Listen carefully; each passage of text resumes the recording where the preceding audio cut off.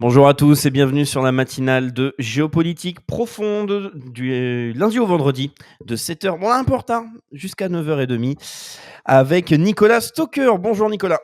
Bonjour Raphaël, bonjour chers internautes. Alors pour aujourd'hui, chers spectateurs, nous aurons le plaisir pour le grand angle à partir de 8h, c'est-à-dire dans à peine 40 minutes, de recevoir l'entrepreneur, essayiste, directeur de la rédaction de Géostratégie Magazine, Tom Benoît, pour faire le point sur l'actualité à la fois économique, politique, le resserrement totalitaire de la France qui a lieu actuellement.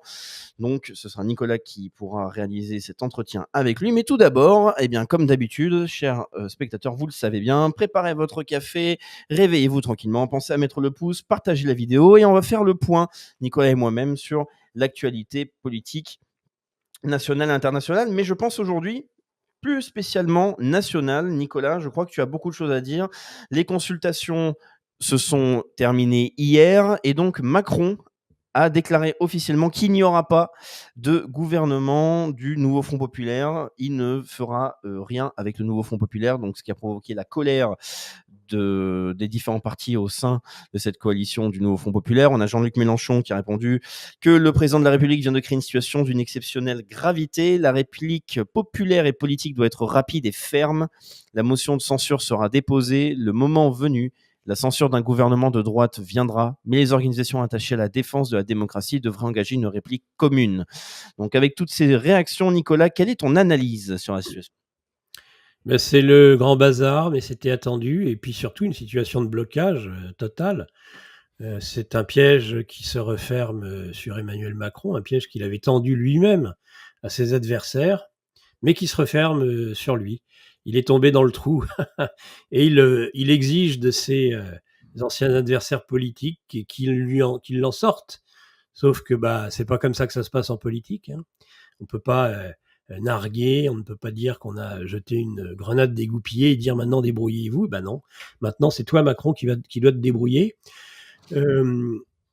On n'est pas étonné de la situation, quoique on est avec Emmanuel Macron encore une fois dans un monde virtuel, comme dans la classe politico-médiatique en général, parce qu'après tout,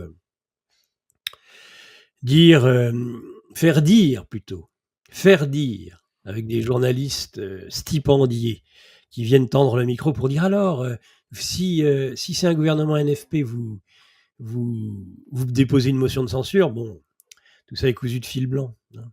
Donc le Rassemblement national se prête à ce jeu-là. On observe avec attention ce que va faire le Rassemblement national. Pour moi, c'est un des éléments les plus importants de ce qui va se dérouler.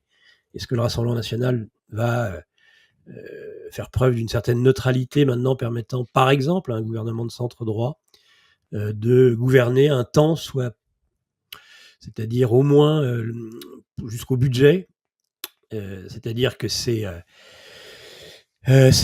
fascistes d'extrême droite, c'est comme ça que le système les appelle, vont-ils faire preuve de responsabilité, vont-ils être en responsabilité et par leur abstention bienveillante permettre à un budget de la nation d'être voté, parce que c'est finalement ça qui va lui être soumis. Bon, voilà, mais tout ça, enfin, comment dire, la classe politique se ridiculise avec Emmanuel Macron, bien sûr, en rôle de chef d'orchestre, puisque, je le rappelle, cette représentation nationale est le fruit d'un mot d'ordre qui était faire barrage au fascisme, faire barrage à l'extrême droite. Et le résultat est donc là. Et maintenant que ce résultat a été obtenu, entre autres du fait et grâce à l'assentiment de ce mot d'ordre par le nouveau Front populaire et par LFI, maintenant que LFI a contribué et grandement,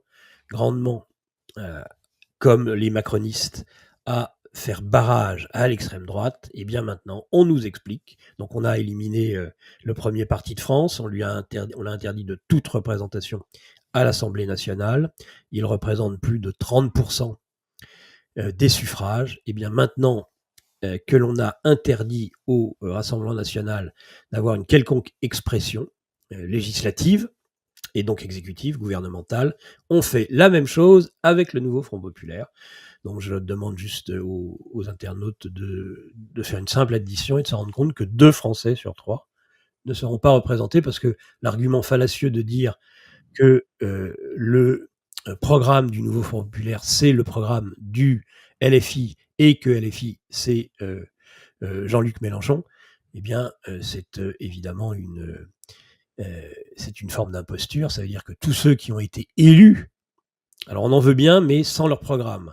Ça veut dire que ça, c'est du débauchage. Ça, c'est la 4ème République. On n'est plus sous la 5ème République quand on est dans ce type d'argutie et de logique qui est celle du bloc central, qui est de dire on veut pas de votre programme, mais par contre, individuellement ou socialiste, écologiste, on veut bien de vous du moment que finalement vous trahissez votre parole donnée devant vos électeurs. Vous êtes présenté avec un programme devant vos électeurs, et puis pour l'intérêt supérieur d'Emmanuel Macron, et non de l'État ou de la France, pour l'intérêt supérieur d'Emmanuel Macron, on va vous demander de renoncer au programme, à la raison d'être, à votre raison d'être en tant qu'élu, en tant que député, pour au moins être neutre, si ce n'est soutenir un gouvernement qui ne sera pas du tout l'expression du programme politique qui vous a fait vous présenter devant vos électeurs.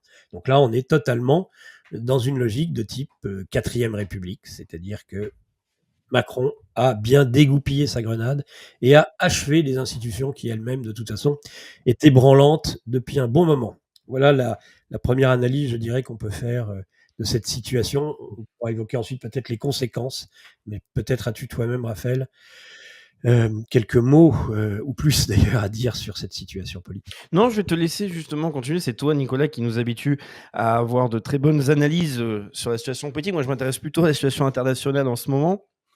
Je vois ce spectacle démocratique. Moi, ce qui m'intéresse, et c'est la question que je te pose, et je pense que c'est une question que se posent aussi nos spectateurs, c'est, que va-t-il se passer concrètement à court terme, selon toi? Quels sont les scénarios possibles, le scénario le plus probable? Car là, on est face à une situation qui nous mène devant pas mal d'inconnus, mais dans tous les cas, on a l'impression que les scénarios qui se dessinent devant nous ne sont pas forcément des scénarios de calme ou d'ordre. Non, parce que ça va être difficile. On peut, dans ce genre de situation, la 4ème République, c'est la différence, je dirais, entre la 4ème et la 5ème République, c'est que là, on est en situation de 4ème République, mais avec les institutions de la 5ème République. Et ça, c'est très problématique quant au blocage, parce que sous la 4ème République, on s'arrangeait, on trouvait toujours une solution à la buvette de l'Assemblée, et puis après quelques coups de verre échangés, allez, on disait, allez, c'est ton tour, celle du député Roland, c'est à toi d'assumer maintenant la présidence du Conseil. Et puis on tournait 30 jours, 40 jours, et puis il y avait la foire, c'était le carnaval. De toute façon, c'était déjà pas eux qui gouvernaient.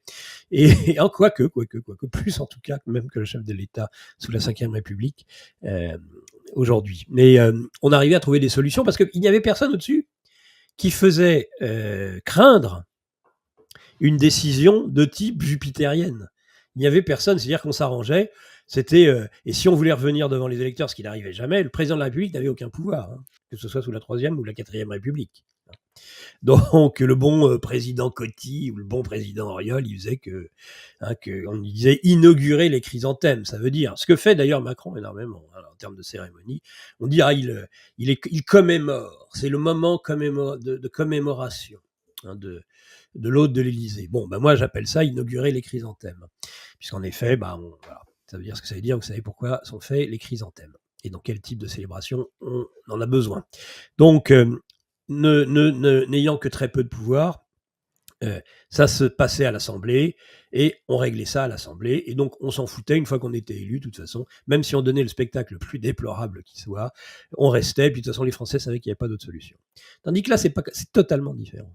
Là, vous avez un chef de l'État qui peut, tous les ans, sur un coup de tête, ce qu'il a démontré, parce que c'est réellement sur un coup de tête qu'il l'a fait, dissoudre. Ah, là, c'est une autre histoire. C'est-à-dire que quand on est député... Alors, coup de tête, Nicolas, je me permets, excuse-moi de te couper, coup de tête, mais on avait appris de sa famille proche, je crois que c'était de son père, qu'il avait prévenu depuis plus d'1 mois avant la dissolution, comme quoi il avait prévu cette solution, étant donné qu'il avait anticipé ce scénario. Eh oui, mais bon, elle n'avait aucun sens, il n'empêche qu'elle n'avait pas de sens, même si on dit même aujourd'hui que il avait eu un échange avec un certain nombre d'administrateurs de BlackRock la veille de la dissolution, ou le jour même de la dissolution. Bon, on peut raconter ce qu'on veut, on n'en sait foutre rien d'ailleurs, on n'est pas dans le secret des échanges qui ont pu rythmer la vie d'Emmanuel Macron avant de prendre cette décision. Ce qui est certain, c'est que de toute façon, cette décision n'avait aucun sens, puisque on ne dissout pas l'Assemblée nationale, on ne sanctionne pas en quelque sorte les députés de la nation qui mènent la politique nationale de ce pays, qui soutiennent un gouvernement qui lui mène une politique nationale, quand viennent de tomber des élections européennes. J'ai envie de dire que élections européennes, c'est comme les affaires internationales, ça le reste encore un petit peu, c'est le président de la République qui peut être visé. Et ce fut le cas. Certainement pas le Premier ministre, certainement pas les ministres, certainement encore moins les députés. Donc il n'y avait aucune raison objective de dissoudre l'Assemblée. S'il y avait un acte à ce moment-là, parce que cette gifle était immense, puisque Emmanuel Macron a bâti son quinquennat et celui d'avant sur la construction européenne, c'est la pierre d'angle de ses discours, c'est l'alpha et l'oméga de la pensée macronienne, c'est l'intégration européenne. Il n'est là que pour cela, en tout cas à l'entendre. Après, évidemment, la France a la découpe et d'autres raisons cachées. Mais en tout cas, son discours, là, il est très clair. Là, on n'est pas dans le « en même temps », au moins sur ce point-là, c'est-à-dire la construction, l'intégration. Parlons même plus de construction, parlons d'intégration européenne. Bon. Donc, quand on reçoit les résultats, alors qu'on en a fait le sens même de son action politique à la Glucksmann. Glucksmann, c'est jamais que la nouvelle génération, c'est Macron 2.0, Glucksmann. C'est pareil, c'est exactement le même espèce d'individu. En pire, à chaque fois en pire. Donc, si tant est que ce soit possible. Donc, quand tout est bâti sur ce principe, et que l'on ramasse avec Valérie Hayet le résultat, 14%, de 50%, 7%, c'est-à-dire une adhésion de pas un Français sur 10, un Français sur 12, un Français sur 13, un Français sur 14, presque un Français sur 15 qui a adhéré au projet présidentiel porté par sa candidate. Alors on en tire les conséquences, alors on démissionne, bien évidemment, c'était la seule chose raisonnable à faire, ce qu'il n'a pas fait, puisqu'il fait partie de ces gens, il va assumer, il assume, il est en responsabilité, il a des tripes, Macron, mais c'est pas les siennes, c'est celles des autres. Il joue les autres, il joue la vie des autres à sa place. Voilà comment, c'est une lâcheté, c'est une immense lâcheté, évidemment. Donc ce fut une immense lâcheté que de dissoudre. Bon. Donc voilà cette situation. Il l'a fait sur j'en reviens au raisonnement maintenant, il l'a fait en tout cas de façon jupitérienne et il peut le refaire à tout moment. Donc vous imaginez bien que les députés, qui normalement sont élus pour 5 ans, se disent là au mieux de toute façon c'est pour 3 ans, puisqu'il y aura une présidence. Quoique, le meilleur ami d'Emmanuel Macron, Volodymyr Zelensky, est actuellement toujours président en Ukraine, contre la Constitution. Ce devrait être le président de l'équivalent de la Douma ukrainienne, qui normalement devrait assumer, depuis la fin du mandat, le calendrier électoral ukrainien, qui devrait assumer le pouvoir, et c'est toujours Zelensky, en contravention avec la loi fondamentale ukrainienne. Donc, voilà, c'est ça la démocratie qu'on va défendre contre les régimes illibéraux, les régimes totalitaires. Voilà. Quelqu'un qui ne respecte même pas sa propre constitution. Pardon, monsieur, je suis confus, j'ai égaré mon briquet. On a aussi tendance à jouer avec le feu. Google, qui est une création de la CIA. L'équipe de Géopolitique Profonde vous donne le meilleur de l'actualité brûlante. Mais en échange, on veut un geste de votre part. Merci de ce geste d'amour, on vous le rendra. Ravi.